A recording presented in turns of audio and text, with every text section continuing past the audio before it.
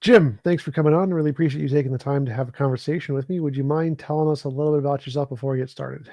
Sure. I'm Jim Slagle. I was educated in philosophy, at least on the continent in Europe, and got my doctorate over there. And I'm currently an adjunct professor at the University of Portland. I'm from Portland for the most part. I was from Boston until I was 6, and then my family moved out here, so I consider myself a native Portlander since I was 6.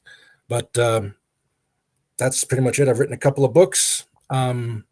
First one's called The Epistemological Skyhook, which is about, the subtitle is Determinism, Naturalism, and Self-Defeat, because there's lots of arguments, sometimes even just paragraphs in books that say that determinism is self-defeating or naturalism is self-defeating. And so I go over those.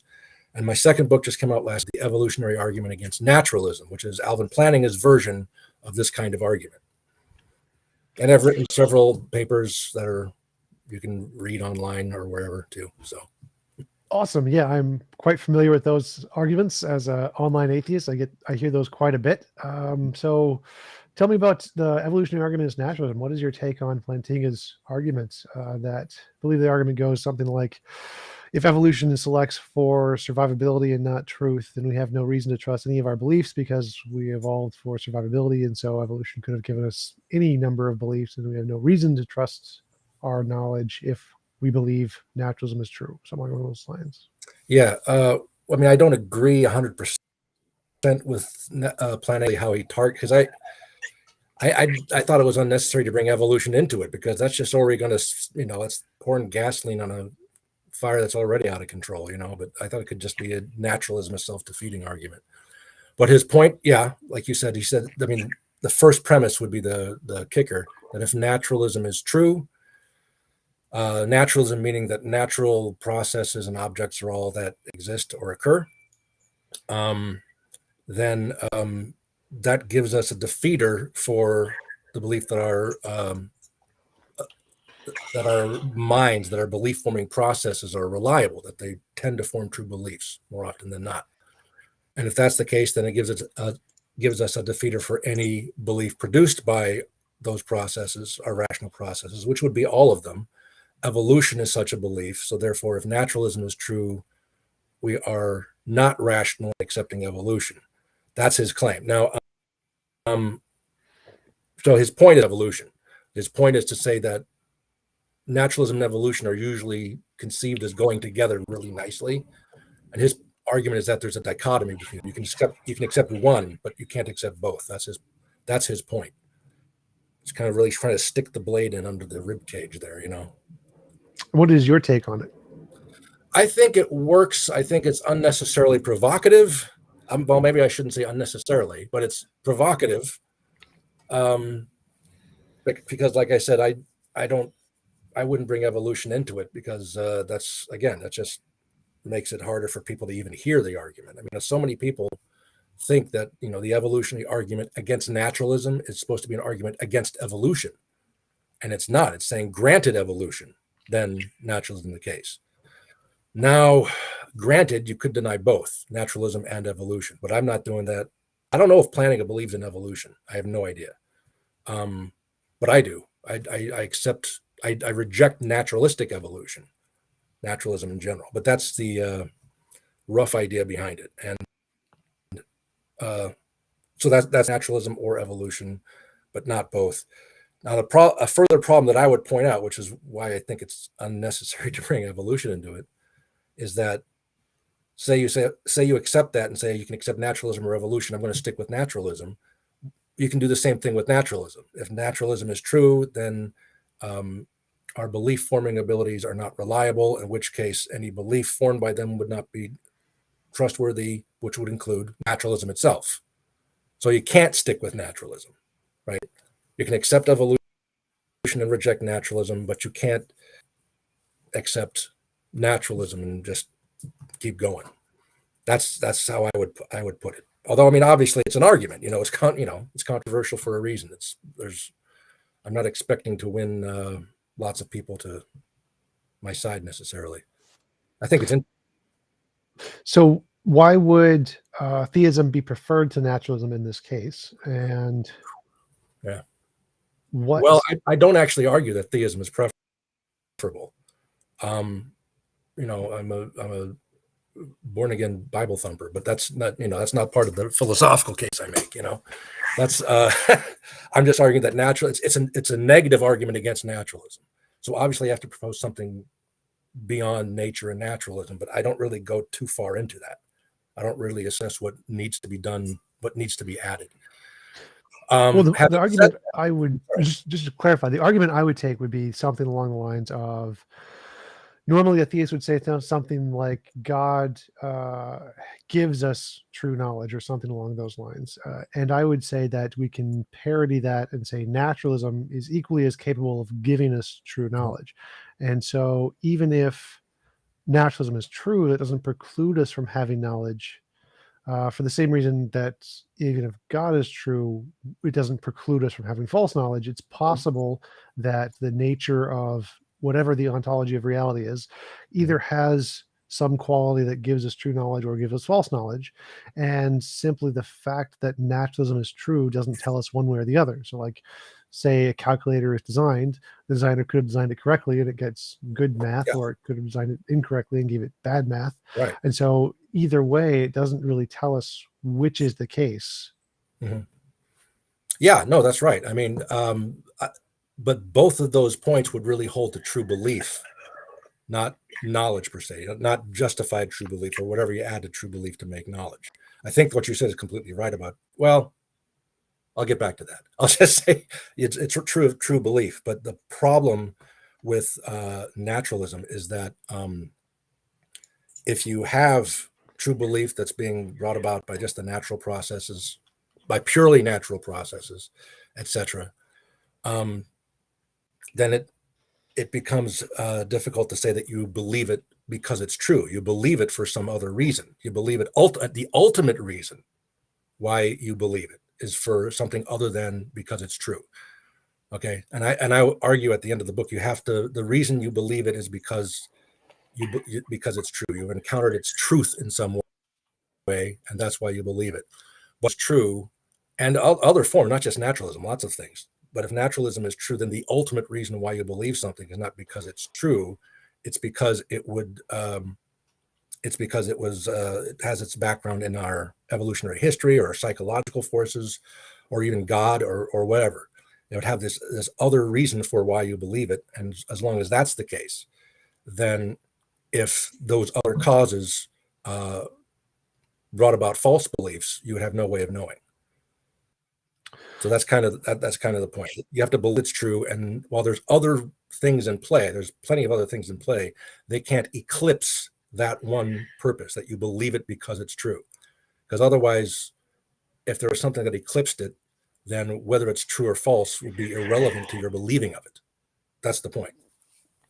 Do we believe anything because it's true? Like, to me, it seems like we always need some kind of epistemic means to gain some kind of belief that it's true, but we never have access to truthiness, like the noumena phenomena distinction. Like, we don't have access to the way reality fundamentally is in and of itself. We only have some kind of appearance of it through our brains, through our sense experience, whatever. And so it seems like it's like impossible to believe anything because it's true. We always need some kind of epistemic medium to get there. Well, saying there's epistemic media doesn't deny. I mean, there's lots of epistemic issues going on. I'm just saying that the ultimate reason, not the only reason, but the ultimate reason why you believe it is because it's true, then that would allow it to be knowledge. And this would be for any kind of knowledge, mathematical knowledge, whatever. But and if the ultimate reason is something else or doesn't exist or whatever, then you wouldn't believe it because it's true. Now, as to the noumena phenomena, I don't think encountering truth would be like the noumena. I think we directly encounter truth. So I don't think, for example, that sensory knowledge is, I think the senses are an aspect of developing sensory knowledge, but I would say that when I look at something and see it, I'm directly perceiving it. I'm not, even though there's like a medium there by which I'm perceiving it, I think I directly perceive it. The same with like moral knowledge, all kinds of knowledge. I think I just directly perceive that these things are true. So I think you do encounter the truth of these things. They're not, the truth of something is not a physical aspect though. It's not something that you're encountering, it's kind of an ephemeral idea that of the truth of X. I'm not sure what you mean when you say believe something because it's true. I don't follow, because I don't see like the truth of it being a reason to believe anything. And it doesn't seem like the fact that it's true could ever be a reason that could like justify it. It seems circular, just be like, well, I believe it because it's true. Or like, Yeah. you need some like intermediary step there. You couldn't just say, I believe it because it's true. It seems, I don't understand how you could ever believe anything simply because it's true. I don't understand that sentence. Well, first I'd say it's not simply, there's a lot of other things in play. But when I say like the ultimate reason is that it's true, that means that like in other parallel universes, right, possible worlds, another reason why you would believe it, a different reason other than its truth that eclipses that its truth. So whether it's true or not, you would believe it anyway. Okay. So that's what I would say. So believing it, I'm not saying this is like the method in the sense that you believe it because it's true, and so you can just stop talking and just say, I believe it because it's true. I'm done. I'm trying to define the concept of knowledge. So I believe this in order for you to believe anything, or to have knowledge rather of anything, you have to believe it. There has to be an explanation for the belief. It has to be a good explanation for the belief. And it has to be my explanation why I believe it. I don't have to originate the explanation for it, but I do have to make whatever explanation there is, my reason, whatever, for believing it. So like, say we had two worlds. We both believe the world is round, and in one of them, you're in the matrix, and so the world's actually flat, and you just don't realize it yet. But our reason in both worlds is the novel predictions of science, testing the Euclidean geometry of the world, and looking at the phases of the moon, doing all the different tests. They're all the same in both worlds. So using these as our basis to come to the conclusion that the world is round. But in one, it's clearly false. So how would you? What is the difference there in your statement that you believe because it's true? How would that apply differently in these two cases? Well, it would be the same. In one case, it wouldn't be knowledge because you wouldn't believe it. Again, I'm not trying to provide a method for how you determine whether particular beliefs are true or not, or whether you believe it for the right reason. I'm just trying to. It's an abstract definition of knowledge that I'm addressing here. Well, I'm getting lost in the believe it because it's true, because it just seems like you're saying that sentence seems to just be synonymous with it's true. So like, it's true that the world is round, therefore I have a justified belief due to my knowledge of science, and it happens to be true that the world is round, therefore I have knowledge in this world. But if I was in the matrix world, I would still have a justified belief that the world is round because I had the same information. It would just be false. But I don't see like the sentence believe it because it's true. Those like it's I don't that those words don't meet together in like a coherent way in my brain. Like it seems like if you just say it's knowledge because it's true in the world where it happens to be the case where the world is round, that makes sense. Yes, it's knowledge in that world. It's not knowledge in the other world because it's false.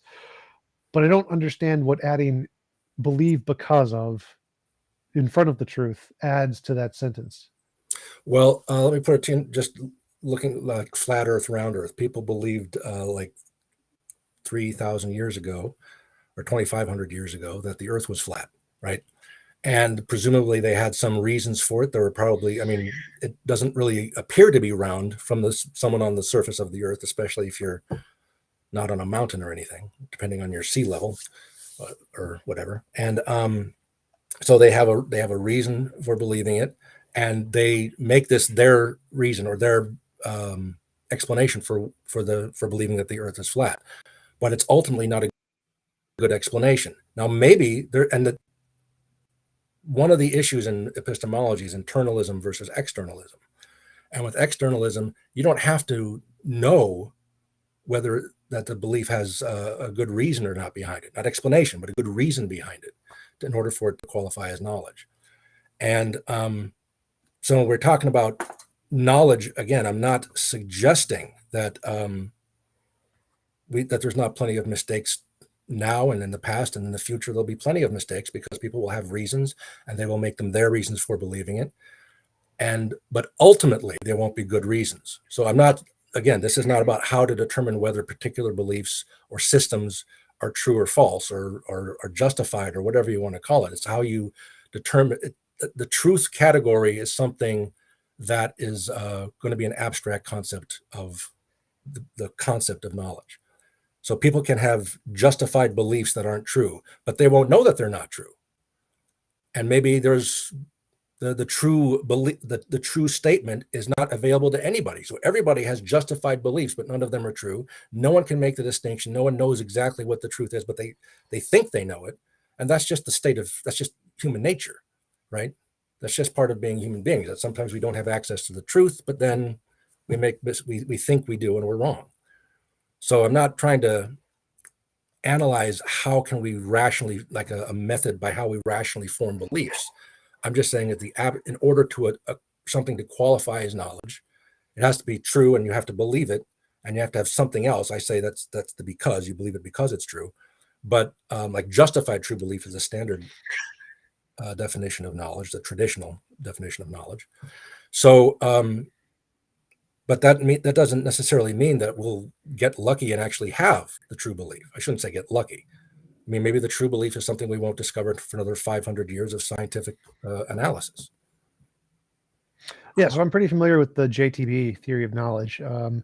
And in that definition of knowledge, like you can't say, do you know that you know it? Because it's asking, do you have a justified true belief that you have a justified true belief? And so if you have like a justified true belief the world is round, and you ask, do I have a justified true belief about my belief that the world is round? It doesn't make any sense, because it's not your belief that you believe the world is round can't be true.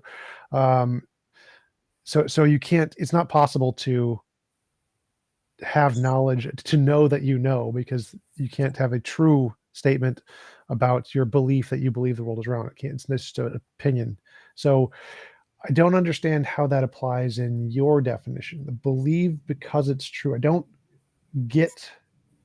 understand that criterion. I do agree that you need a third criterion. That's true, but I don't understand what your criterion is exactly. Like, is it a fact of the world? Is it a fact of your mind? Is it a correspondence fact? I don't get it. Well, it's not. I think it's not the third aspect of knowledge. I think it's the second. Right? You can have justified beliefs that aren't true. Now you'll think that you're doing the right thing, but just because maybe you're even being completely responsible, it doesn't change the fact you can have justified false beliefs.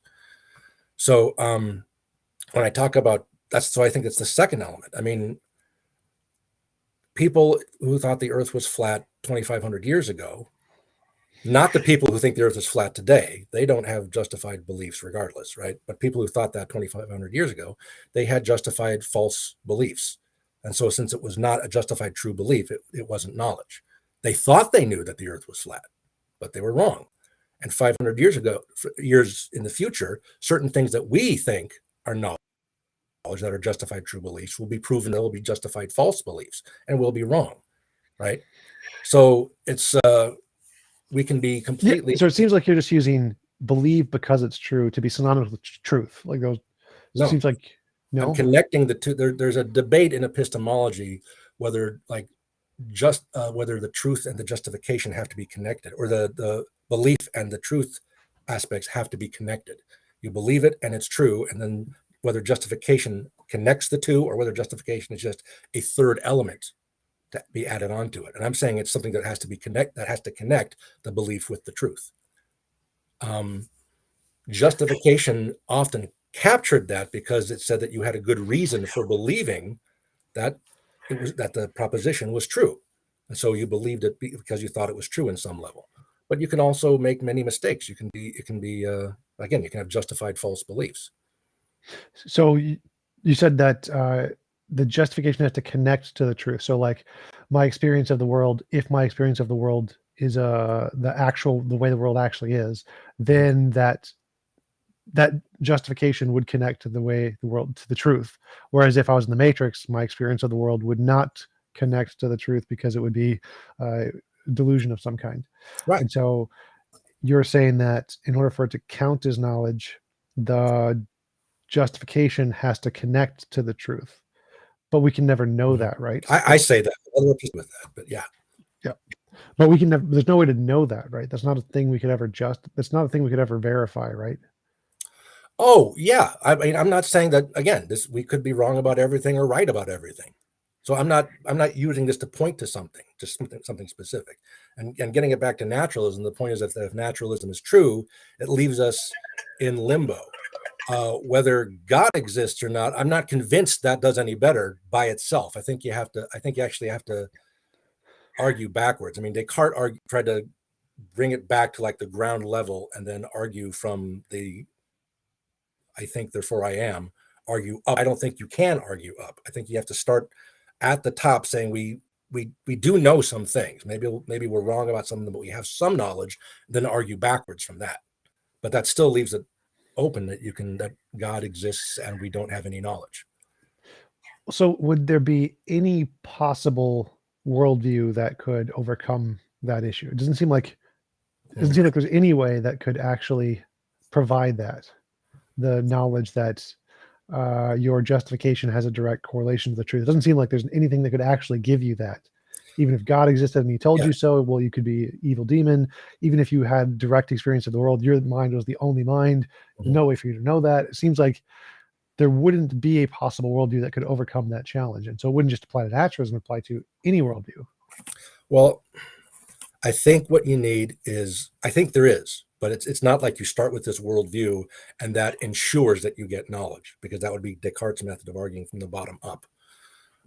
But I think if you start with the idea we have knowledge, what must be necessary in order for that to be the case. And if you do that, I think certain forms of theism would work. I think a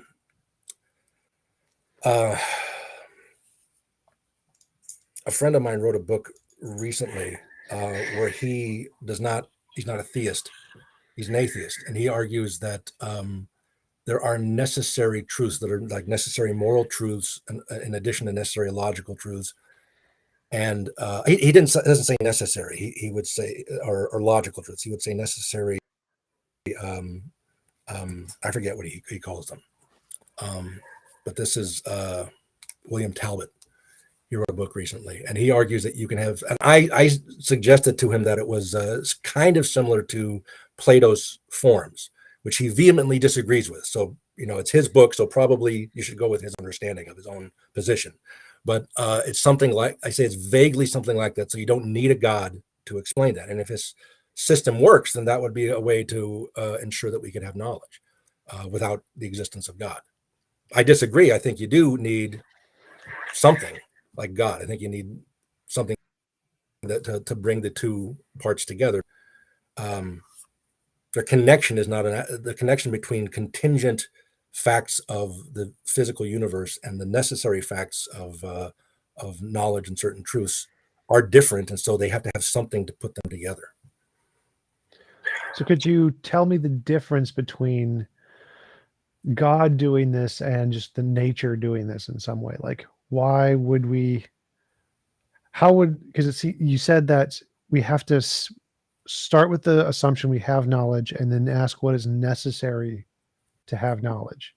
And like, what would that be? What is necessary to have knowledge, and why can't we have that under naturalism? Mostly because under naturalism, there's no ultimate reason for your forming there's either no ultimate reason why you form the beliefs you do, or there's an ultimate reason that's different from the ultimate reason of forming true beliefs. You believe it because our evolutionary background entails that we have like moral beliefs or certain beliefs or something like that. So there would be an ultimate, either there'd be no ultimate reason, or there would be an ultimate reason that's not I gotta say, I've been a So little distracted by your commenters over here because several of them keep commenting on how thick my head looks, and I must have broken a few legs in the past. So ignore the chat. They're just they're chats. no, it's Uh, just I'm trying to look as sophisticated as I can, and I still look like a thug, you know. I get that all the time, actually. But people, I appreciate it because they pay me. They send me money and then tell me how ugly I am in the comments. I'm like, thank you for the money. So, Yeah. but so how does God solve this problem? God, Well, it would have to be God with you would have to define God in a certain way. You would have to define God so that this God is the basically the not just the source, but the ground of reality, the ground of truth, the ground of morality, the ground of rationality. And if well, that would you need God, all of that? So, like, well, what's ultimately like the minimum they're the same requirement in order thing, I think. to? So, like, what's the minimum requirement to achieve justification? So, say there's a God and He created just you and not everything else. Everything else is already there, but Mhm. He's still omniscient to some degree. He still knows everything. He could still deliberately create you with the intent of you having true beliefs. So he's created you and he wants you to have true beliefs, and so he gives you a brain capable of having true beliefs or whatever. Would that person have knowledge by your definition? If God created him so that he formed true beliefs, well, you have to add more to it. I don't think that's enough to say that he would have knowledge in that case. Because if that God is not the ground of morality, for example, then he could be deceptive, and then in that case there'd be no way of he could form you to form true beliefs, or he could create you to form false beliefs, right? So of morality, he has to be the ground of rationality, because that's rationality and intellect are like the conduit for forming knowledge. He has to be the ground of reality, because if something else were the ground of reality, then that could overrule his God, which would also mean he would have to be omnipotent with qualifications, depending on what you mean by that. It would have to be omnipotent so that nothing overrules its ability, this God's ability to create you, so that you form true beliefs. But I'm not. I also should point out I'm not a theistic determinist, because I think when you get into theistic determinism, you create a problem with, I mean, and it's not that theistic determinists aren't aware of this, but you create a problem with God is then responsible for your false beliefs. And how do you figure that out? How do you account for you having false beliefs? So let's say God isn't omnipotent, or there is an omnipotent God, but there's a different guy, different omnipotent God, and he's just not interfering. So Yeah. the minor God creates a person with the intention of true beliefs, and he could lie, but he's not. He's just not lying. Mhm. And the other God could interfere, but he's just Mhm. not doing it. Mhm. Does this person who has been created have knowledge in your case? I would say no. Now, part of the reason, one point to say here is that traditionally, the idea of omnipotence is that there can't be more than one omnipotent being, because then it would allow the possibility of, even if they never do, it allows the possibility of their omnipotence to interfere with each other, in which case you don't have omnipotence, because one of them would be overruled by the other, right? And I should point out, I'm not arguing whether we have knowledge. I'm granting that we have knowledge. I'm accepting that, like, like that our the evolutionary process is going to be part of the process by which all this happens. I don't deny any of this. I'm just saying that I don't think it's enough, if I could put it that way. By itself, I don't think it guarantees um, knowledge. I don't see why you would need to guarantee knowledge in that way. It doesn't seem like it's a big deal if like a minor God, like I understand like there can only be one omnipotent thing by definition, but that's just to make the argument. Yeah. If there's a minor God who creates you and nothing's interfering with it, it seems like you have justified true beliefs. I don't see why you'd need this absolute Mhm. irrefutable method to gain knowledge that can't ever be overturned by anything as the foundation of reality. Like that doesn't seem to be. Why would that be a requirement? Well, it wouldn't be there isn't irrefutability is not an element in here. I would say the I mean, reason for like that. you said, he had to be all powerful because if there's another more powerful being, he could be overturned. You said he has to be perfectly good because he couldn't lie. So it has to be like literally logically impossible to obtain a false belief in order for knowledge to be justified. And that doesn't, no, not that it's logically, I mean, it would be logically impossible for God to have a false belief, right? But he doesn't form us perfect. He doesn't say that we're perfect. And also part of the Judeo-Christian concept is that we're fallen, so that we're very, very, very imperfect, right? But that's not the idea that we are. It's impossible for us to form false beliefs. It's the matter of whether it's possible for us to form any item of knowledge, whether anything we believe can be considered justified true belief. So it's not whether it's impossible for us to make a mistake. Of course we make mistakes. That's not the issue.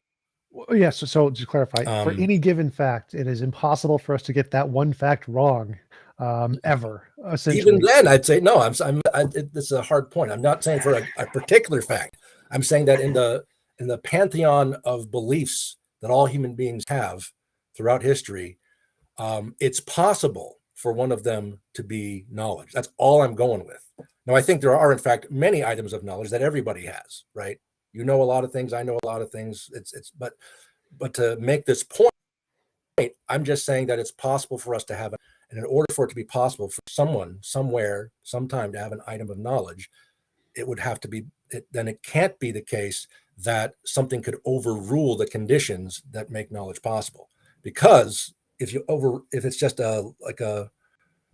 if it's not a perfect being, if it's not a supreme being, something else that forms us and does so with good intent and aptly, all this, and so we form those true beliefs, and that there's a higher reality, but that higher reality doesn't interfere.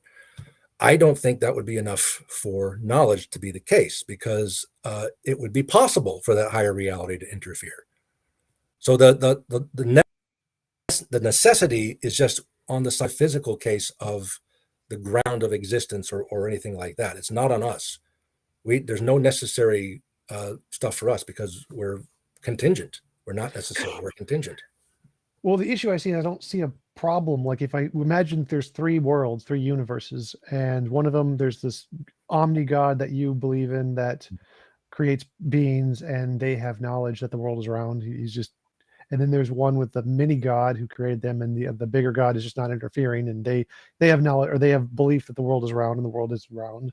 And there's a world with no God, and it's just naturalism, and we evolved, and evolution gave us beliefs that happen to correspond to reality, maybe just because of luck or whatever, and the world is round and they believe the world is round. Mm-hmm. I don't see any substantive difference between the two. They all have justified true beliefs. I think they're all fine to believe all of them. I don't see any requirement that there must be this absolutist ground connected to anything. Why would one have less knowledge than the other? They all seem to have equal knowledge as far as I can tell.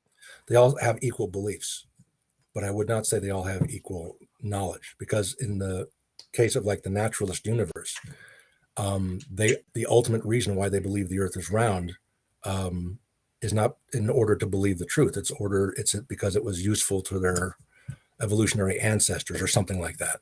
That's the ultimate reason. And if that ultimate in other words, the truth of the belief plays no role in their forming the belief, right? It's just a coincidence. And I don't mean coincidence in like a haphazard kind of way. I mean, in the logical sense, it's not a necessary connection, right?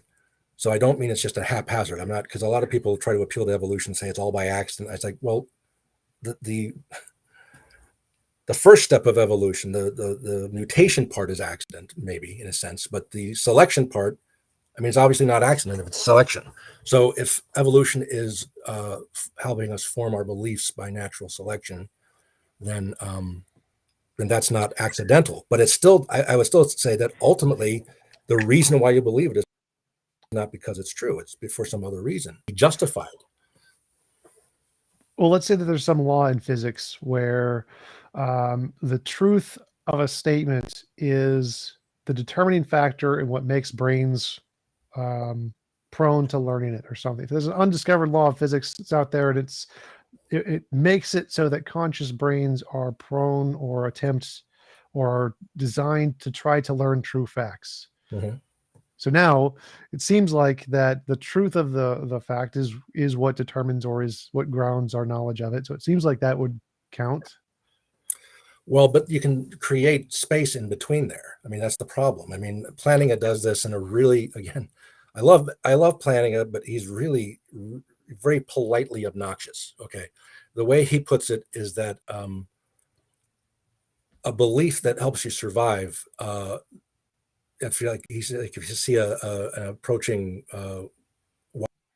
wild wildebeest about to attack, no, I don't think they attack humans, but regardless, approaching you, and you have the belief that's dangerous, I should run away, that will help you survive. But there's lots of beliefs that would help, that would prevent, but that would cause the same actions that are false, right? Like the appearance of an approaching wildebeest indicates that I just won the Publishers Clearinghouse, so I should get back to my house and look in the mail. You know, that would have the same impact. So the issue, and I would say that a deeper issue that I was hinting at earlier, is that it's not easy to see how you could have beliefs in the usual sense, that like propositional beliefs at all, if naturalism is true. How could you believe? I mean, what you have in naturalism is just the natural processes. You don't have on top of that propositional beliefs, like my belief that the swallows have returned to Capistrano has as its content the proposition the swallows have returned from Capistrano. But natural processes in other natural objects, natural processes don't just have propositional content. So how do you even have belief under naturalism? And then if you skip that and say, okay, you can have belief, how do you have belief that's true? Well, then if you grant that, then how do you have belief that's relevant to the actual circumstances? And I don't think naturalism can accommodate any of those. Now, when I say it can't accommodate it, I don't mean that there wouldn't be some kind of weeding out of false beliefs, but it wouldn't be enough to make meet the level of knowledge. Now, you can also just deny my level of knowledge, because I am setting a kind of high standard for knowledge. I grant that. Oh, yeah, I definitely would. I say that I don't think your standard of knowledge is realistic. I don't think you could have changed that even with a God, because it just seems like you're begging the question. It's like you seem to have defined, in my worldview, there is a being who is a bunch of omnis, and so nothing can overtain it, and its ultimate goal was to create us with true beliefs, and that's why we can have knowledge. And I can just say, okay, I can just say there's a law of physics that's an ultimate omni, has no consciousness, but nature is such that it makes brains with true beliefs. And of course it can allow for false beliefs. There can be other laws that can go against it, but ultimately this law is the supreme law that is unchangeable, necessary law, and it is determined to make brains that are have true knowledge. And it seems like I have an equal justification now, but simply positing a made-up ultimate justification that is intent on giving us true beliefs doesn't seem to add anything. It just seems like we're just making stuff up. I don't. Well, what you're saying, it wouldn't be a physical. I don't think a physical truth, because if any mere physical truth would be contingent by definition. But if you do something like with William Talbot, like if you, instead of saying a physical reality that just there's a natural law, or a metaphysical law that just produces brains that form true beliefs, that would be like what William Talbot does, and that is definitely a route you can take. I mean, I would suggest reading his book is called Learning from Our Mistakes. So that would be a way to meet my requirements without God. That would be a way to do it. Well, one objection there is I don't think physical things are necessarily contingent. There's no reason to think that. There could be necessary physical things, just like there could be necessary non-physical things. Like there would be no reason to think that physical thing couldn't be necessary, because there are physical things that are outside of space-time. That's the consensus in physics about quantum fields.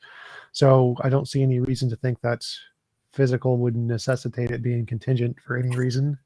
But universes aren't necessary. I mean, it's logically possible for universes to not exist. Well, so it's logically possible for God to not exist. Well, it seems like, according to theists, it's not a supreme being. And I'm not giving an onto, but the definition, at least as it's usually understood of a supreme being, is that it can't not exist. It's logically possible for it to not exist.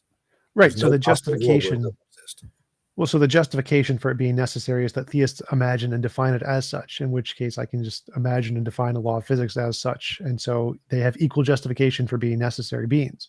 And so if that is the requirement for knowledge, is to imagine and define a thing as such being necessary, well, I can just do that for a law of physics. And it seems like I would get equal justification there. And so I don't see why naturalism couldn't just do the same thing, because it seems like all we're doing is saying there is something we don't know, and we're going to posit a God of the gaps, a filler for the whole, which kind of fills in the thing we don't know, which is our grounds of absolute knowledge or whatever. And we could fill it in with either God or naturalism. I mean, naturalists just don't do that because we tend to go based off of empirical evidence of some kind. But it seems like we could. It seems like there's nothing stopping us from just doing the exact same thing the theist is doing and saying we have this ultimate super ground law of physics that necessitates true knowledge and gives us direct beliefs of truthiness. I don't see why that would be any different from what the theist is doing. Well, part of it, like I said, I mean, if the physical universes are contingent, there don't have to be physical universes. In that case, there couldn't be a physical necessary truth, but there could be a metaphysical necessary truth that doesn't involve God.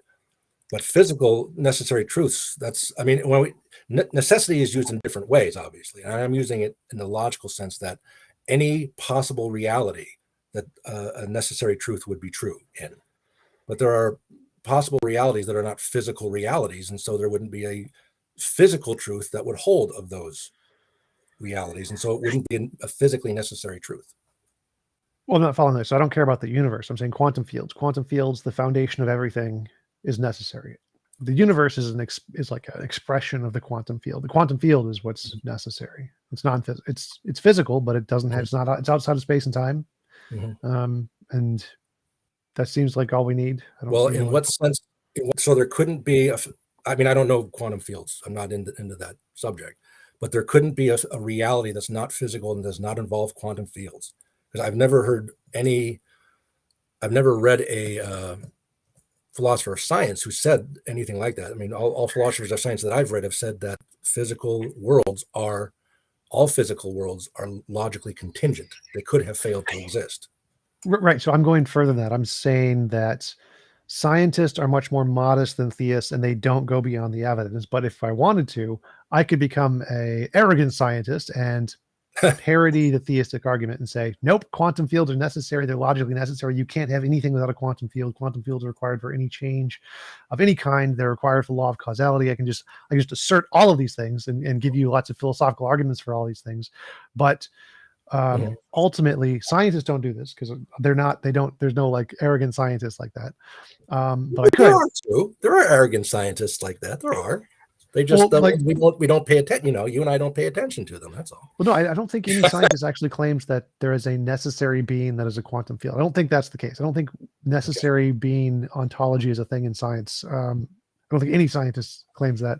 But if we wanted to, we could. I don't see any problem with us doing the same thing theists are doing and just changing the noun of God to the noun of quantum field and making up a physical necessary being in order to plug this hole of this God of the gaps in our definition of knowledge. And so I don't see the advantage of theism in this case. And obviously I would prefer the scientific route of just saying, no, we don't need a necessary being. There's no reason to assert a necessary being. It doesn't, we need some kind of like empirical evidence for that anyway. But even if you want to require that we need a necessary being, it seems like we could just do that on naturalism and assert a natural necessary being. Like I don't see the advantage of the theistic God here. Well, if it's necessary, I would say it would not be. I mean, you can define as a natural being, but if you're going to say that it is necessary across all possible realities, then I would say you're meeting the conditions that Bill Talbot did in his book. That would be something similar to what he does. Bill Talbot is primarily focusing on moral truths because he wants to argue that moral truths have this grounding that are absolute in a way. But it would hold for what you're saying too. So you could go that route, but then I would say that what you're calling a natural reality or something within naturalism, most philosophers would not say is contained within naturalism. Most philosophers say at that point you've gone beyond naturalism and you're asserting a necessary something or other that exists independently of each individual reality. So in that case, I would say you can call it philosophers. Most philosophical naturalists would disagree with that as naturalism. That's my impression, though. No, I would say. Oh, I agree. Oh, sorry. Go ahead.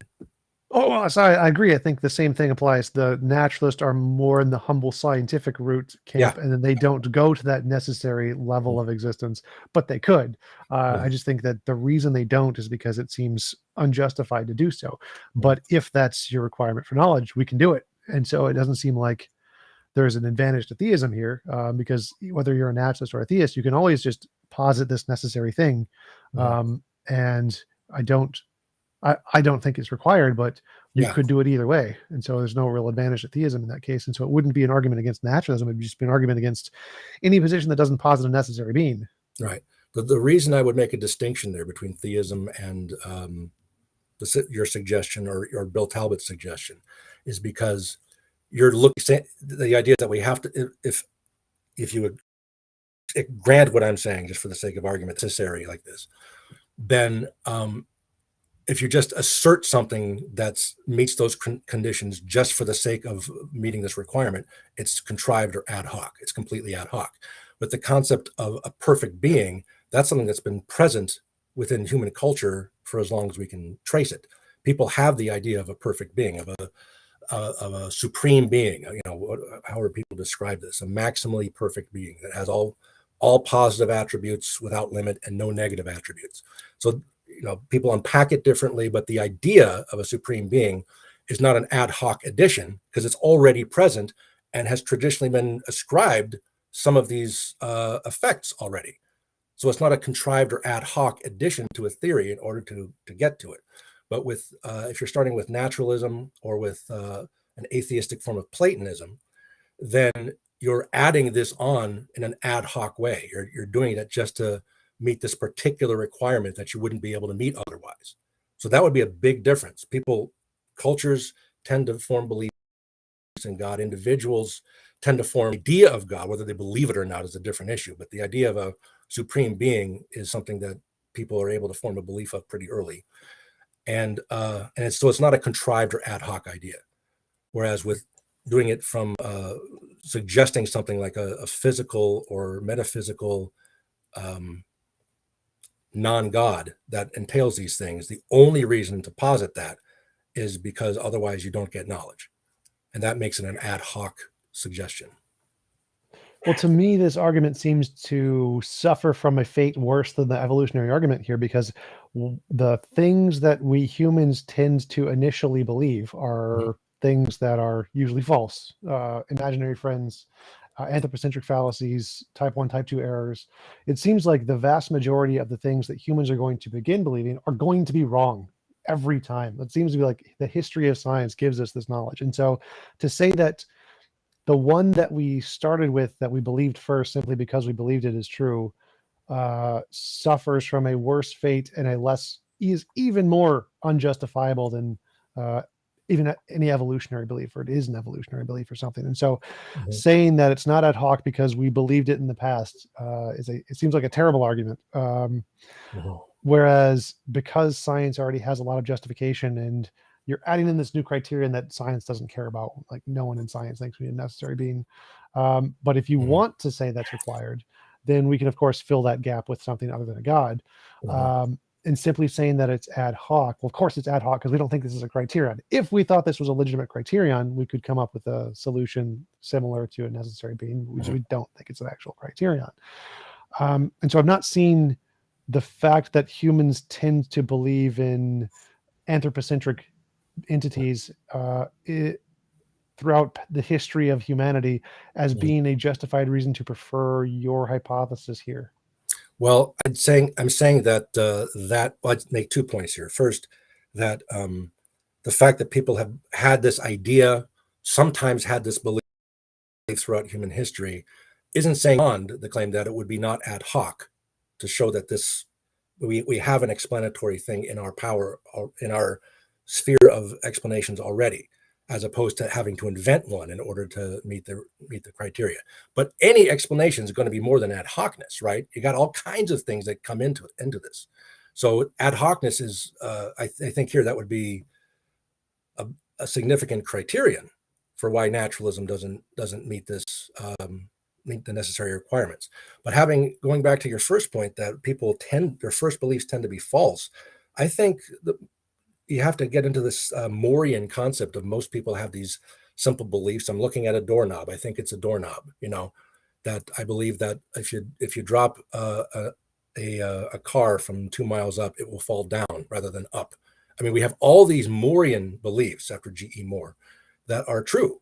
So the idea that we often form false beliefs, I think generally our daily walking around the house with beliefs are true. I think the majority of our beliefs will tend to be true. Otherwise, I don't think you could function. So the fact that the history of science has shown some of our fundamental beliefs or even less fundamental beliefs have often been false doesn't change the fact that, I think Daniel Dennett put it, regardless of what you believe about these things, an ancient Greek believed about it, he could still go to the market and buy a nice pair of sandals, right? And there are plenty of true beliefs that fed into this, and they outnumber the false beliefs that are corrected later by scientific discovery. So it's not that I don't think it's true that we tend to form mostly false beliefs. Right. Fair. Just to clarify, I wasn't making an argument that we form mostly false beliefs. I'm saying specific beliefs we know that we form are typically false. So anthropocentric fallacies, type 1 and type 2 errors. We hear rustle in the bushes. The people who think it's a lion run away. People who think it's the wind or decide to be all scientific and be like, I'm going to wait for more evidence, might get eaten. So the people who run away and think it's a lion survive more, reproduce more. And so people tend to believe that there's a monster under the darkness. There's a monster in the darkness, imaginary friends, that there's always this hyperactive agency detective system in humans where we think there's a mind that does the thing that we're looking at. Well, whether it's volcanoes, hurricanes, tornadoes, it's always a mind. And that typical conclusion is wrong pretty much every time it involves anything it's not bigger wrong, than no. humans. I mean, I'm interacting with you and I'm assuming you have a mind. It's not bigger than humans. now. So whenever that's applied to something bigger than humans, it's wrong every time in human history. There's never been a correct case, as far as we know, that's ever been verified that it was correct when it was bigger than just a human made a pot. Well, I don't know about the vast majority of time bigger than human. I don't know, but I would just say that philosopher. I came into philosophy. I was not a Christian. I in my mid-20s, I decided I was going to sit down and refute Christianity to set my conscience at ease, and I ended up arguing myself into it. So I encountered a lot of the arguments. I mean, most of the arguments that are around against, at least classical arguments against theism, I've encountered, and I don't think that they work. Now, I'm not saying that they don't have some strength to them. I just don't think they ultimately prove their point. So I would say that we have this belief, it seems, or at least we have this concept of a perfect being.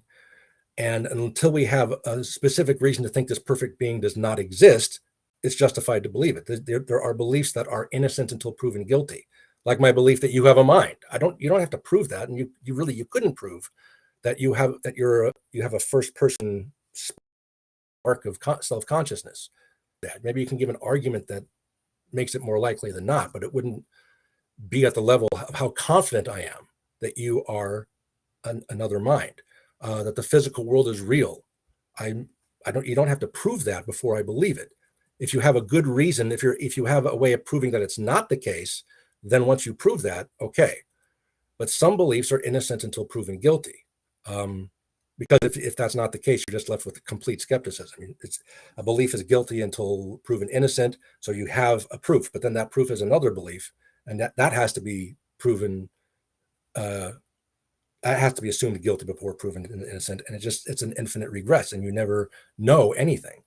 So some beliefs have to be innocent until proven guilty, and I think, and I'm not going to push this, but I think, Plantinga does say this, that there's a big debate in philosophy over the last several decades on this, that belief in God can, not always, but can be one of these innocent until proven guilty beliefs. Until we have Until someone has a reason to think that God does not exist, they're justified God does exist. And so you're saying it's always, and no, to get back to what you were saying, that all of our beliefs about minds that are bigger than Humans.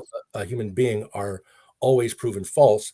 Well, I'm not convinced. I don't think that would prove that my belief in an ultimate being would be proven false, because I don't think that belief in a supreme being is something that was built up, that you're starting with something simple, and then you build up to something slightly greater than human beings, and then slightly greater and slightly greater. Maybe there's a world mind, maybe each tree is conscious, and all this, until you get to an ultimate supreme being.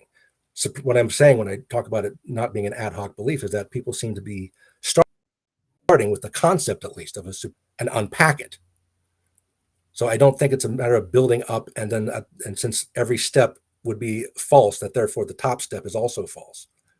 I think that the top step is something that we start with, whether we accept it or not, but it is a different issue. But most cultures throughout history have believed, or at least had the idea of a supreme being. And again, how you unpack it is different. Muslims unpack it differently than Jews and Christians do, right? The idea of a perfect being.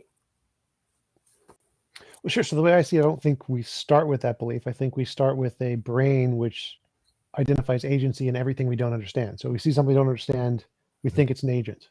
And that applies to every level, whether it's supreme being or what caused the volcano or what caused lightning. If there's something we don't know, because of our hyperactive agency detection system in our brain, which is what we start with, we label it with a mind of some kind of agency did the thing we don't understand. And so since that method of our brain has been proven false so synonymously throughout any case that just wasn't a human, that methodology is something we have a defeater for. We have a defeater to say that, no, if you think there's an unknown like creator of the universe and it's a mind like a human, you're probably wrong, because it's probably your hyperactive agency detection system. And that seems like a much more plausible evidential based position, rather than saying, well, people like always had this belief forever and they started with it, therefore it's reasonable to accept as not ad hoc. Well, it wouldn't be ad hoc regardless whether you like it or not. But I would also say my reading of the evolution of religion, right, is that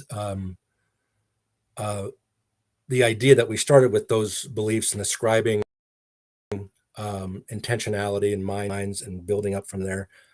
My understanding of that, what was his name? Evans Pritchard, something like that.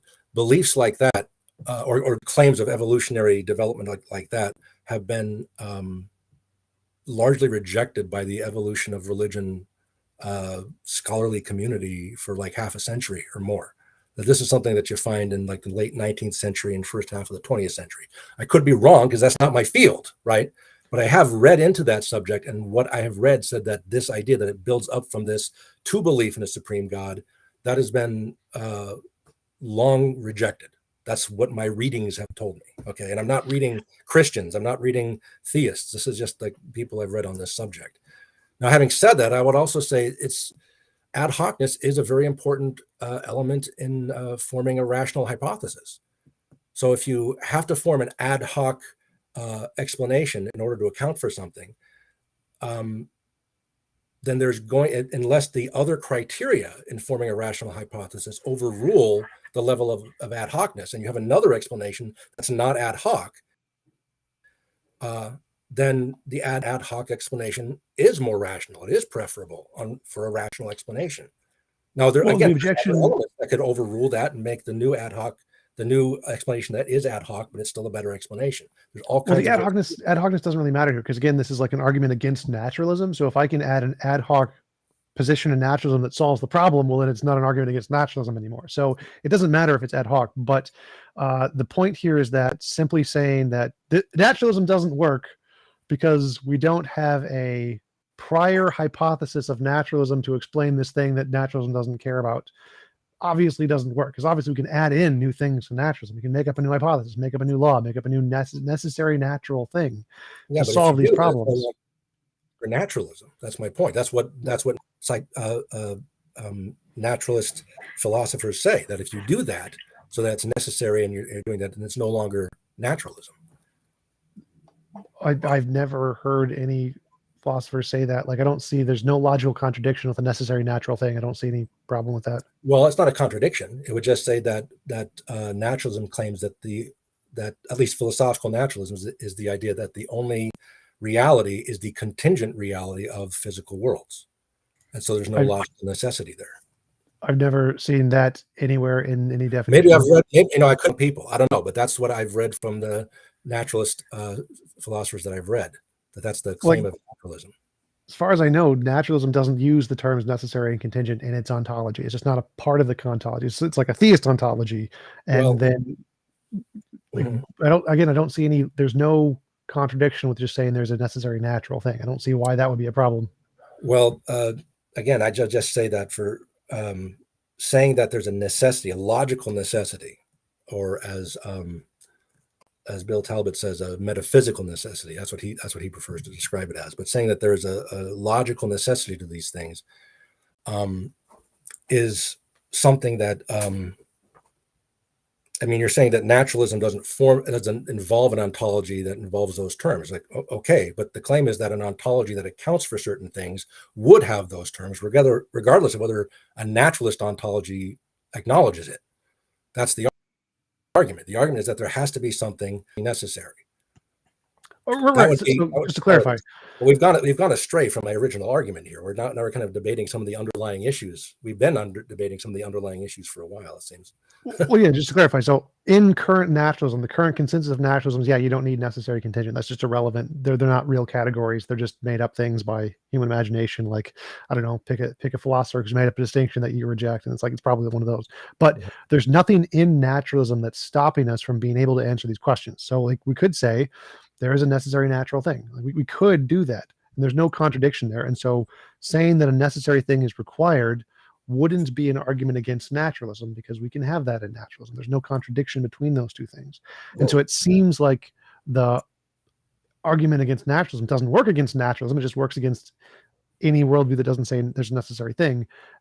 And so I don't see the argument for why you would need a non-natural thing to be necessary. Like, that part I wasn't following. Like, I don't see why we would need that at all. Well, you said several times that there's not a contradiction. Do you think the law of non-contradiction is not necessary? Because the law of non-contradiction. Yeah, go. Sorry. I think the law of non-contradiction is a description of the nature of reality. I don't think the law of non-contradiction exists as a proposition anywhere. I don't think that there's like a Platonic law of non-contradiction. I think it's just a word we made up, like the word tree, to describe the way reality is. So do you think it's logically possible for there to be another world where there are real contradictions? I mean, that's a philosophical position held by like Graham Priest and Bill Talbot. They both accept you can have true contradictions. No, I don't think that's possible. So I think there is a reality, which is all possible realities, all possible ways reality could be, essentially. And there's no way you could create a language to describe that where it is itself and not itself at the same time. But that's not because there is this like prescribing law of non-contradiction. It's just the words don't describe reality. That's all it is. So you can't construct so the point here is that you don't need a law of non-contradiction to supervene above reality. Reality is its own nature, which happens to be this way. And we create words to describe that, but the words don't mean anything. The words don't govern anything. The laws of logic don't govern anything. Well, whether you take it as prescriptive or descriptive, I mean, it would still be something that transcends individual universes and even physicality. I mean, the law of non-contradiction applies to non-physical claims as much as, I mean, if someone says God both exists and doesn't exist, a contradiction, and we would apply it there too. Right. We can apply language to things that don't exist. I agree, but that doesn't mean that. Sorry. Yeah. No, but what I'm saying is that it would apply. It would apply all over the place, and even if it's just descriptive, it would be a necessary claim. Even if it's something that we recognize about the world, after the fact, right? Well, so what? It's still something that's true of all possible realities, and so that's what we mean by saying something is logically necessary. And to say it's just words, okay, it's just words. It's a logically necessary concept, whatever you want to call it.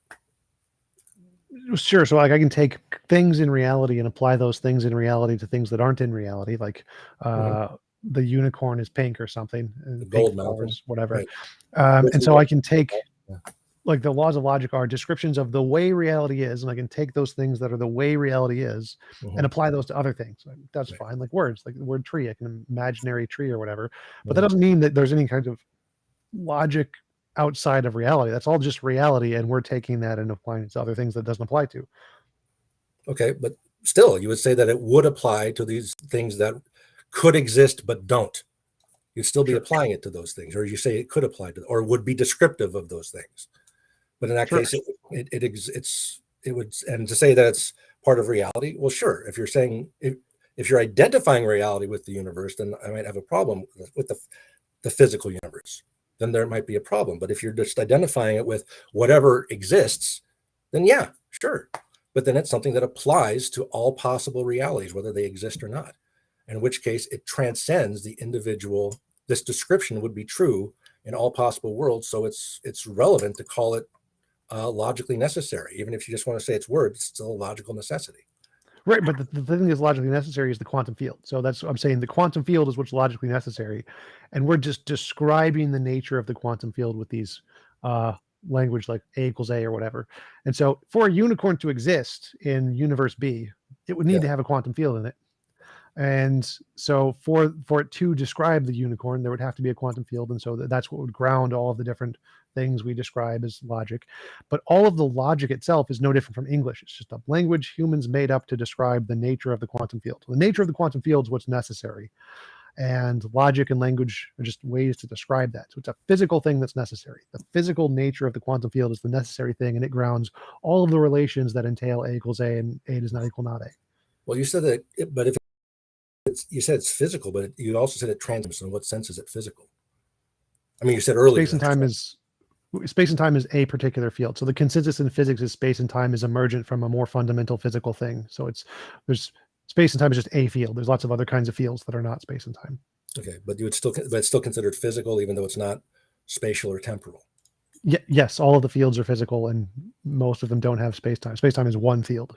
Okay, I mean, this is something I don't know about this stuff. I don't know quantum fields, but I would just say that, like for example, I've always heard that space and time and empty space, but I've heard that space and or time are necessary contingents for physicality. But I haven't read about it, so I don't know. That's just what I've gleaned from like the back of my mind when reading other things. So that's interesting. I don't know anything about quantum. I would suggest just Google emergent spacetime. It'll lead you to all the papers. That's the consensus in physics.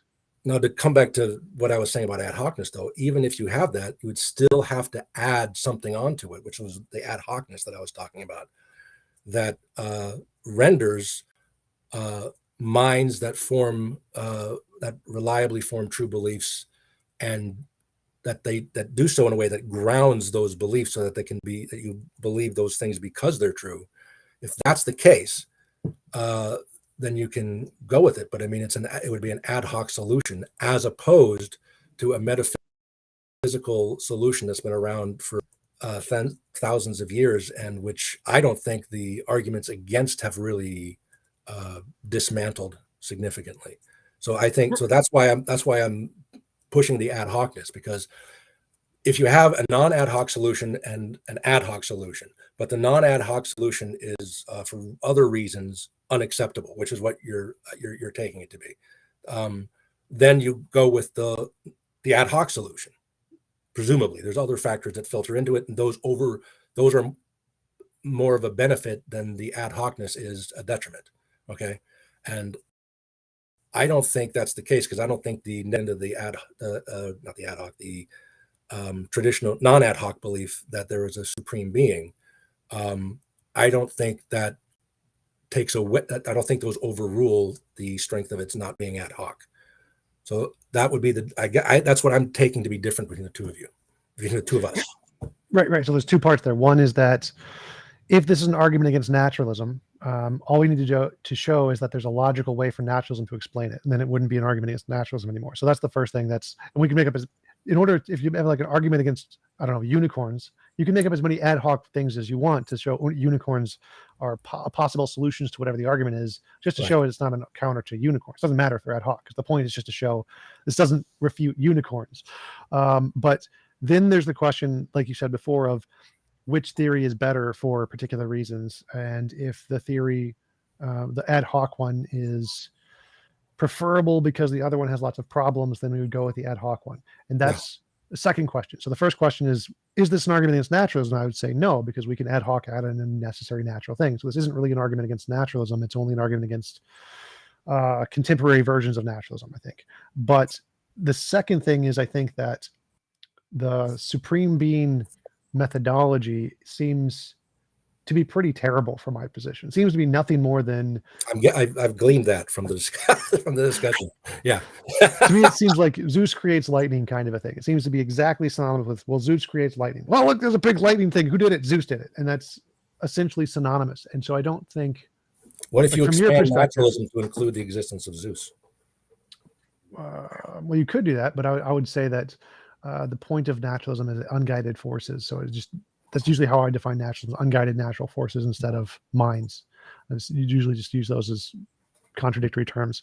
But it's, if someone came up to you and said, I have this theory that Zeus creates some kind of phenomenon we don't understand yet, and you said, well, I could explain that with naturalism or a different hypothesis, just making up a different thing, like, yeah, let's say it's a bunch of random particles in the sky bunching into each other. Well, that's ad hoc. You can't just ad hoc make up like a bunch of particles in the clouds rubbing together. I have this theory of Zeus. Zeus was not an ad hoc theory. We already had this beliefs of Zeus for thousands of years. I mean, which do you think is more rational here? Like, the fact that they had beliefs of Zeus for tens of thousands of years or whatever, prior to this ad hoc explanation of physical forces, or the fact that, well, we know that's probably this thing where humans make up beliefs about minds doing stuff, and it's probably the physical forces things has a lot more grounding in past experience of actually solving problems. So this combination, using a combination of known principles, particles, and laws in physics to solve the problem, even if it's only ad hoc or hypothetical, still seems to be better than positing things that we don't have any evidence for, like non-physical minds. Well, let me ask it to you this way. Let's say that the first person who proposed that the earth was round, said the earth is round because the bottom of our feet are curved, and that's in order to walk around on the surface of the earth. Now, that's a true belief, but and the person who thinks the earth is flat says that, well, it's because it appears to be flat. Everywhere we go, it seems to be flat. We can see for all whatever the evidences would be. And they would have some degree of a rational belief for thinking it's flat. It would just ultimately be incorrect.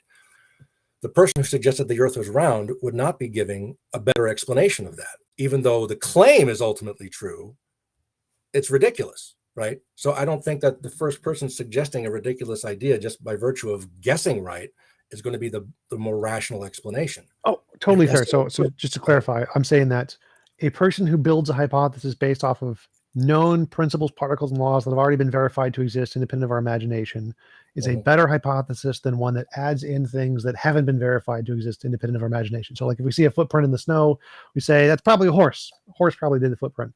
And somebody says it's probably a unicorn, it's probably wrong. That's a bad hypothesis. Don't go with the unicorn. Horse is much better here because it's a combination of other things that have independent verification. And so in the case of lightning and Zeus, if we say, like there's lots of physical forces that we know about. We know that we can interact with them. We know that they cause things.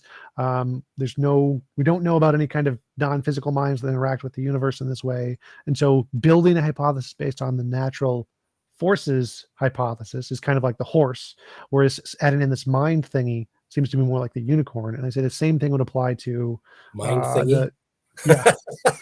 It's a good word for a rock band. Sorry. But yeah. So I see that the reason it's better is because it's a combination of principles, particles, and laws that have been verified independently of our imagination, whereas the mind hypothesis seems to be adding in parts that haven't been verified to be existence independent of our imagination, and we have pretty good reason to think they are part of our imagination. Well, I disagree with the second part, but I would say with regard to what about the first person who sees a meteor strike? They wouldn't have something that they knew already existed. Or even what about the first person that encounters, or just the first scientists who encounter a a divot in the ground from a meteor strike, and they posit maybe there are these things that come down. It looks like something that might have been hit by an impact, and they're scientifically speculating about this, but it's a reasonable claim for them to make that even though they haven't observed it, they still can assert that this is a good explanation. Oh, right. So my argument here is that the good explanation is one that's using combinations of things they know about in the past and have good evidence to believe in the past, and never adding new things in that we don't have reason to believe in the past. So like if we saw a crater, adding new explanations in that you don't have would be ad hoc. Well, I would include that it doesn't matter if you believe it in the past. Like if you happen to believe in spirits, if they didn't have good evidence, I'd say it's still terrible to add those into the hypothesis. So say someone believed in spirits for thousands of years, but they didn't have any good evidence for it. They just believed it. Mm-hmm. And they used the spirits to explain the lightning bolt. I'd still say that's pretty terrible. I'd like, nope, the better hypothesis is still the one that's using combinations of things that have been like empirically verified, rocks hitting each other, particles, whatever. Mm-hmm. So it's like in your toolbox of possible things you can use as an explanation is the things that have been empirically verified, particles, rocks, hurricanes, blah, blah, blah, whatever. And then there's the things that have not been empirically verified, spirits, ghosts, magic, miracles, et cetera, et cetera. Other minds. And what do you say? Other minds can't be empirically verified. The minds yeah. I'd say that we can actually empirically verify them, because to empirically verify doesn't mean direct experience of the thing in and of itself. You can say indirect observation is still observation. So we can't directly see neutrinos, but we can see their effect. We say if neutrinos exist, they will cause this effect. We observe, we see the effect, neutrinos exist. And so we can say if other minds exist, they'll do this effect. And if we see the effect, we can infer other minds exist. So I can say we can indirectly observe. That doesn't explain that. I have a great deal of confidence in other minds, and it as an explanatory hypothesis saying that other people seem to behave as if they were other minds. That does not justify at all the confidence I have that other minds exist. That would make me say, I think it's more plausible that other minds exist than not, but I'm much more confident than that. And I don't think I'm wrong in having that confidence. So saying that I'm explaining it by things that I've observed before and I don't have to directly experience it. Well, that doesn't justify my confidence that other minds exist. I mean, it might justify just a bare that they do. That's a slightly different topic. So my argument here is that using combinations of things that we have verified as the explanation of any unknown is a better hypothesis than adding in anything that we don't have empirical basis for, that has never made any testable predictions successfully ever. It has. I mean, the idea that there's a supreme being that created the universe. The claim is for millennia, theists, Jews, Christians, Muslims have claimed that the universe began to exist. And for those same millennia, the non-theists claim, no, it didn't exist. It's just always existed. And they didn't prediction, but it ultimately was the theist claim was verified with Big Bang cosmology, and the non-theist claim was disconfirmed with it. So I think you do have something there. I don't think it's just random. Well, I think that's beside the point, though. I'm sorry, this is getting far afield of my argument, but this is what I would say. I'm sorry, I'm not letting you respond to that kind of big point. I apologize. I would just say that you can explain any physical combination without a mind, any physical combination of scenarios without a mind. I grant that completely, but that's why I think that I say that there's you can explain a universe in which everyone has the same beliefs as we do, but none of it is knowledge because none of them believe it for the right reason, right? They believe the earth is round because the bottom of their feet are curved, right? So you can have a physically identical universe with that. And so there has to be something more that explains how something goes from just true belief to knowledge. And just having the physical components with no mind, which is your definition of naturalism, would allow the possibility of just an infinite number of even physically identical worlds, but with people having very different beliefs or beliefs that aren't believed for the right reasons or whatever, so they don't have knowledge. So in order to say that that knowledge is possible, you have to have something. I mean, I haven't argued this in the books really, right, that I've written, but you have to have, I think, a teleological explanation, a mind explanation would be better, because it does allow for that possibility. The naturalistic explanation, everything is just happens by physical processes. It would allow you to predict the physical processes. It wouldn't allow you to predict knowledge, genuine knowledge. So that's what that's basically how I would come down to it. That's why I think the explaining everything by physical processes that you can physically confirm is not going to be successful, because it doesn't explain ultimately the possibility of knowledge. Even though it explains the same physicality of everything, it doesn't explain the knowledge side of it, which is why I think it's a philosophical problem and not a scientific problem. Right. And my argument would be, is it seems to me like a kind of a God of the gaps, in that there's something we don't know about, and we can posit a solution to the thing we don't know about, which is God. But I think there's nothing stopping us from positing a solution, which is an unknown natural thing, in the exact same respect. Well, I don't think and I it's don't a God think of the gaps. I don't think it's a God of the gaps, because I'm not saying we don't know what could possibly do this. We're saying we have a reason for thinking that mindless processes would not achieve this philosophical point that I'm making. We have a specific reason for thinking that. And so in light of that, I'm not filling a gap with the concept of God. So I don't think it's a God of the gaps argument at all. Well, it seems like the intelligent design argument for DNA, essentially. It's like, the probability of DNA forming on its own, given our known processes, is very, very low. Therefore, God did it. And so if we have some reason to think that the probability of this occurring under naturalism is low, you're positing a new hypothesis where the probability is higher, like what's one necessary. And therefore, you're saying your hypothesis is better. But I'm saying, well, we could just say under naturalism the probability is one. You just say there's laws of physics that are going to determine it to be this way, and it's necessarily that's going to determine it this way. And so we now also have a probability where the hypothesis is one under naturalism. And I don't see any difference between those two. One, except for one has lots more evidence. Right. Well, it doesn't. I mean, because you don't have evidence for achieving that. You have evidence for getting the same physical reality. You don't have evidence for getting the same physical reality with the same beliefs attached to the physical reality, so that people tend to form true beliefs. People sometimes have items of knowledge. What you get is the same physical reality. Maybe people even forming the same beliefs, but not for the right reason. That's why I'm saying, I'm going further than that. I'm saying there's a necessary law that necessitates that these beliefs will be true, and it's not logically possible for us to not have these true beliefs. There's not another possible world with the same physical states and wrong beliefs. Like in physics, the laws determine it that we're going to be true, and it's necessarily the case that these particular beliefs are going to be true, or particular knowledge is possible. So the same way God does it, like it's logically impossible for God to give us false beliefs directly. Well, yeah. And so it's logically impossible for this law of physics to give us false beliefs. It has to give us true beliefs. Well, but again, I mean, that would be something that it would give us true beliefs, but I don't think that would make it. So that would be, is there no parallel or parallel world where under this reality where people could form mostly false beliefs? Wouldn't that be a possibility under evolutionary processes, that people that some species evolves with some kind of false beliefs that are actually more common than true beliefs? I think that's a possibility under naturalism. Well, I'm saying no. I'm saying that there's this extra law of physics we haven't discovered yet that prevents any of those possible worlds from existing. So there's extra law of physics, which is the knowledge law, and it's a necessary law, and it prevents any of those mostly false belief worlds from happening.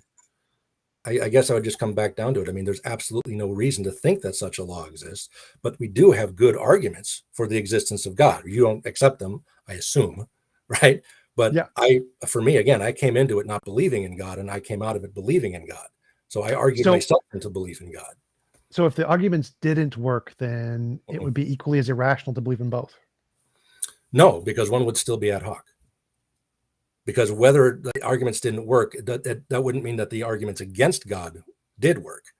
You would just be left with agnosticism, but you still have this idea present throughout all human cultures that there is a supreme being. And so that would not be ad hoc to think that this supreme being, since it's already in our concept base, not concept base, we wouldn't have to be going outside of the concept base to explain the phenomenon. Whereas with an ad hoc solution, you do have to go outside of that. Yeah, I just say that I don't think the fact that it existed in human knowledge prior is any form of justification whatsoever. I don't think that it just makes it less ad hoc. It's that one criterion. It just makes it less ad hoc. Well, I don't think it does. You can prove it to be false. That's fine. But if people already have beliefs like this, that they naturally form beliefs like this, and if it has not been completely shown that it to be false, which I don't think it has, but obviously you disagree. But if it hasn't been shown to be false, then it's not implausible to include it in your explanatory scope. And it wouldn't be a God of the solution. I don't think it would be. That's probably what I'm arguing there. Is I don't think that the fact that it exists prior in human knowledge gives us absolutely no basis of whatsoever to add it into our potential hypothesis pool. In order to add it into the legitimate hypothesis pool, you need like novel testable predictions. And I wouldn't count the Big Bang as one, because it's either it was eternal or had a beginning. It's like a 50-50. It's not like Hinduism is the only religion that's made a very successful prediction, which is it predicted the age of the earth was 4.3 billion years ago, which is like 95% accurate. Very good prediction, very accurate. That's the only thing I count as a. They predicted the universe is 4.3. Earth. I'll have to read that, because that's not what I read. What I read was that they predicted a universe like that. Yeah. Well, the predicted universe is significantly older, but they predicted the age of the Earth, just the Earth, was 4.3 billion, and then what did they predict the universe as? Maybe it was a different number that I'm thinking of. Well, they didn't. They predicted something more than the universe, because they think that Brahma wakes up in sleep cycles, and every time he wakes up in a sleep cycle, the universe gets reset. And that's not just our universe. There's multiple. Right. It's like the multiverse. There's their. When was the last resetting? Yeah, I mean, if you're, I don't know. Some insanely big number that I don't know. But it's bigger than. Yeah, I have the recollection. I don't know, but it was like over 100 billion years or something like that. Maybe I'm wrong. Yeah. Yeah, but that wasn't the universe. That's the multiverse, because there are subset. Right. Yeah. So, but anyway, that's a really good prediction. And so if that kind of prediction was made by this hypothesis, then yes, I'd grant it as a legitimate grounds for building a hypothesis. But to me, the fact that people just had the belief in the past doesn't. And so I don't even see it as a potential hypothesis that we can use as explanations yet, because I don't think it has enough grounding to be that. And but I do think like physical stuff does have that, because we have lots of empirical evidence of physical stuff. So those are the Lego pieces we can use to build hypotheses for unknowns. Well, I mean, there's a lot of stuff going on. Let me get back. But I don't think you'd say the Hindus had very good reason for making the prediction they made of 4.3 billion years, right? It was just they got lucky. They had the reasons why they believed that were different from the reasons that we had presumed to be the right reasons. Well, hypothetically, like you could say, if their God was real and their God gave them this message of the book and told them that the universe was approximately 4.3 billion years old or whatever, then they could have had a good reason. I don't think they did, obviously, but it's possible that they did have good reason, and that's how they knew it. And if they made lots of these, you and I have to go look at the Bhagavad Gita and make sure that's to see if they. Because I'm just wondering if it was closer to something like believing the Earth is round because of the bottoms of our feet. I mean, it could be that. So in which case, even if the prediction turned out true, it would still not be a valuable prediction. Well, I wouldn't say that. So I'd say that if the Bhagavad Gita made a bunch of these predictions, DNA is a double helix, the moon is 255,000 kilometers away. Oh yeah, okay, you're right. Yeah. No, I wouldn't care why. If they said it for the silliest reason, because Brahma said so, because Brahma's feet were round and he liked to make the moon that far away, that's fine. It doesn't matter what reason, because they got it right. And so if the reasons they posit seem ridiculous, like Brahma had an itch on his foot, and that's how it, like the moon flaked off because he scratched his butt or something, and that's why it's 255,000 miles away, that's still justified to believe if they got it right. And so if they got a bunch of these right, even if it's for seemingly ridiculous reasons, that's still good evidence to believe that they have a good hypothesis, or a better one than anything else. And so lots of novel successful predictions. Why they know it, though. You wouldn't, even though they make all these correct predictions, you wouldn't accept their explanation for. Oh, why. I would. If there's a Bible that makes all these predictions. Yeah. What? So yeah, if there's a Bible that makes like the scratch the butt explanation of it is, you would say, okay, well, since they get all these predictions right, I would grant, it's likely that there is this the non-physical reality that best explains, and that's the scratching the butt hypothesis. Yes, 100%. Like if there was a Bible that said got all these facts right, and they got it right first 6,000 years ago, it doesn't matter. Whatever it says, that's reasonable to believe anything in that book, because it gets things more right than anything else we have. We should trademark the phrase "scratching your butt" hypothesis. Yes, that's a good one. Well, yeah. I lost track of what I was saying. I said there was going to be two things, and I did the Hindu thing, and I forgot what the second one was. Oh man, what were we talking about before or after Hinduism? You said something, And I had this brilliant repost that, is probably lost to the annals of time. But now, do you remember what it was? No, I got, my mind is still on the scratching your butt hypothesis. So. Sorry, I distracted myself with that. Sorry. Well, we've been going for about an hour and a half. Oh, Seems geez. like a good time to wrap up. I really appreciate you coming on. It was a great conversation. Do you want to give links or references where people can find more about your work, your books and stuff? You can go to academia.edu and just search for my name. And I've got papers and reviews, and the first chapters of both books on there if they want to read them. So yeah, that's it. And also look in the future for God scratching his butt hypothesis .com. Yeah. Add in my orchid so I get like a co-author thing. It'll be awesome. Yeah, of course. Yes. Awesome. Well, thanks again for coming on. Really appreciate it. And I will let you go. And I hope you have a wonderful day. Thanks. You too, man. It's a pleasure.